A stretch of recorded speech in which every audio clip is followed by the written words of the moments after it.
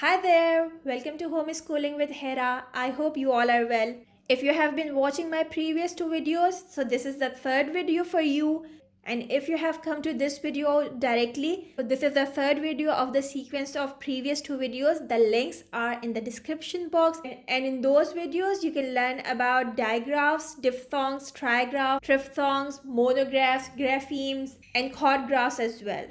So if you want to learn all these terms and their simplest explanation, do watch my previous two videos. Okay, so come on, now this is the last question, that what is the difference between digraphs and diphthongs and trigraphs and triphthongs.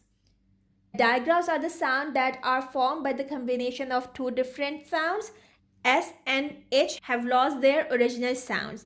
Now this combination is a digraph and it sounds sh. This is ch and this is th or th. On the other hand, diphthongs are a combination of two vowel sounds in which the sound glides from the first vowel to the other vowel.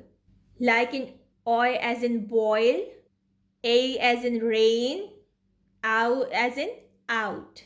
Okay, so diphthongs are the combination of vowels, or you can call them impure vowels.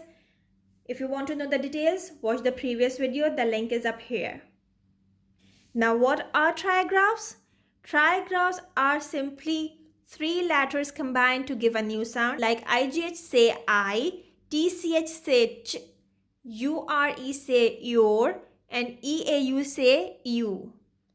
High, rich, cure, beauty. And here in triphthong are again a combination of vowel in which the sound glides from the first vowel to the third vowel. We have only 5 triphthongs in English and they all end at a schwa sound. Okay, the first one is a like in layer, I like in tire, oi like in employer, ow like in power, and over like in lower. Okay, so that's all for this video. I hope I'm successful to clear your doubts about digraph, diphthongs, trigraph, and triphthongs. If you have got any question, please write in the comment box. I will try to answer your questions.